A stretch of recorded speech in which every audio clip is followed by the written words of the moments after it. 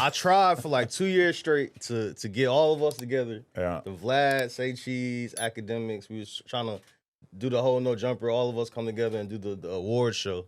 I guess you wasn't rocking with it. Nah, I just how was you didn't. feeling? I just didn't feel like. Would it be virtual? Would it be like in person? Mm. And then I'm like, if we do it in person, will rappers come out? Okay, rappers come out. Would it be beef? I was just like trying to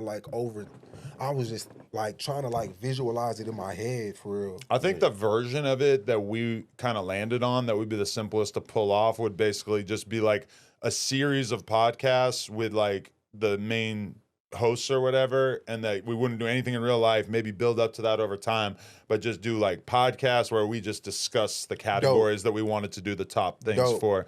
So hey, I'm still down to give it another go. No, that's dope. I was thinking on some like we about to rent out a theater and had like and my thing too is I think that it's like if we did 8 hours of content, we would have to split it up and be like, here, everybody gets 2 hours, and then that basically forces anyone who's interested in this to go to each other's channels and shit. Yeah.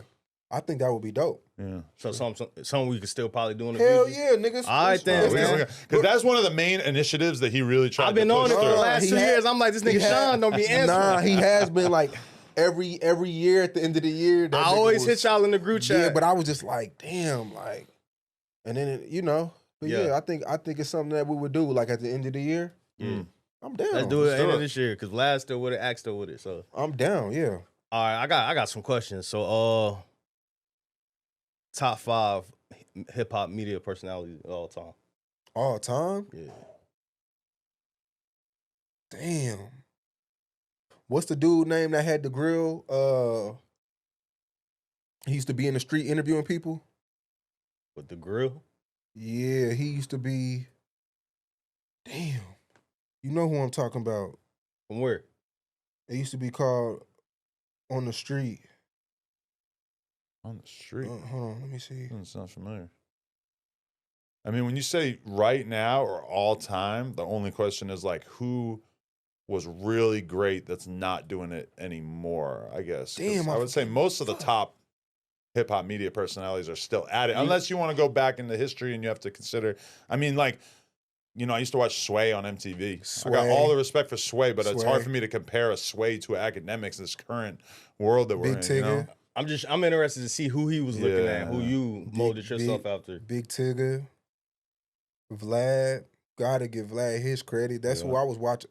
I'm at Best Buy Distribution Center wiping fucking refrigerators, watching Vlad. That's the architect. Yeah, I got to give it to Vlad, AJ and Free. It's just a lot of different. It just would depend on what you like. Like, you know what I'm saying? Like 106 in Park. Like it just really depends on what you like for real. But the top 5 is I had to really like sit down and think about it. Because you're going like impact and influence, I think, with some of those choices. Like when I think of it almost more like the UFC heavyweight division. Like who regardless of like where they're at right now, who could really get in that ring and hold it together in a podcast format and do the best job putting their arguments and their opinions forward.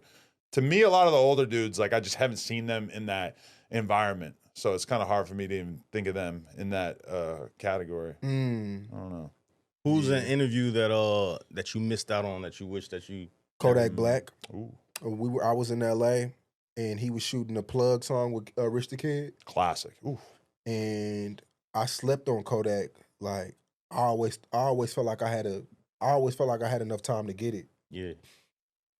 And his manager, I think Fat Boy at the time, I was just playing around. I was like, I'm gonna do it tomorrow, and then it just never happened. Then he went to jail and got out. I was supposed to do another one. But I think Kodak was one that I really, really wanted early. Like Kodak, he's one of my favorites early. I mean, he ain't the same Kodak, but I still feel like his music is good. It's just like personality-wise, it's like I think we're all a little bit worried about him. Yeah, it's like if I could just talk to Kodak and like just tell him like it's ways for like, I don't know, man. Like Kodak, early Kodak was ahead of his time, bro. Like Kodak for sure. I never really had a chance. Once I interviewed G Money, I knew I would never get a Young Boy interview. Who else?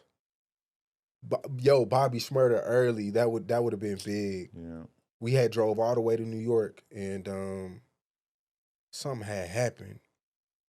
We didn't get that one either, but Do you ever miss that though? That experience of just like being so focused on the content, you'll just get in the whip and just drive somewhere just to make it happen. yeah, but now it's so internet that's like we haven't really had no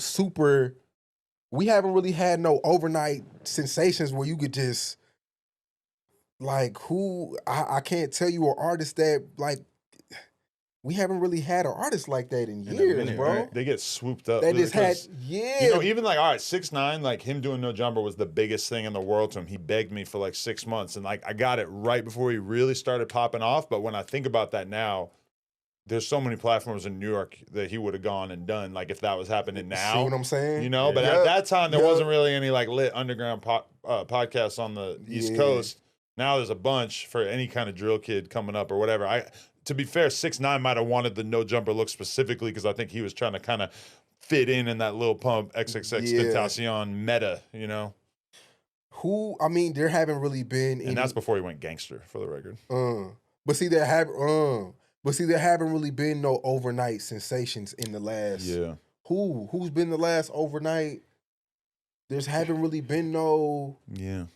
Not to the level of like an X and Juice WRLD. Nah. I mean, sure. you got the Pluto girl now. She's going crazy, but it's not. What really would that do though? Like number wise in the interview, that's not going to do $1 million. Yeah. Not trying to downplay her, but I'm just saying like in the space where we're in now, it's just whatever. Yeah, it's not quite the level of enthusiasm there used to be.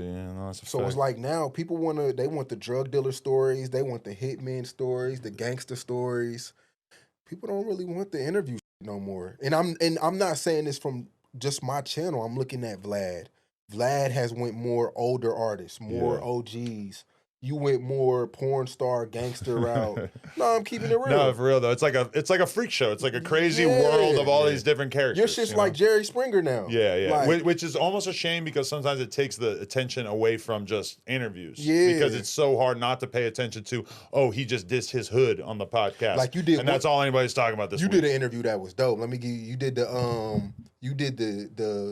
not live mixtapes, but the Dat Piff. I got a lot of love for that, yeah. They were like, that's vintage Adam there. That was a good one. But like that, like it's hard to find those opportunities because there's so many people. That one worked just because Dat Piff was like a niche enough phenomenon that like we were the ones really pushing for. Although I guess a bunch of other people were asking him for it as well. Yeah. Yeah, like that is dope. But as far as artists, like I can't really think of like no artist right now that just.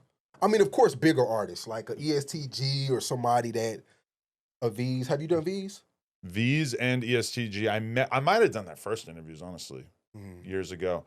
Yo, you want to know like an example though? I'll give you 2 different examples of like how you can do an interview and then just have it age well in this modern climate. Is that like Flacco did Aaron the Plumber, who's a snitch, but this was before we knew about that, and he got him like really before he popped off. That's went on to do crazy numbers.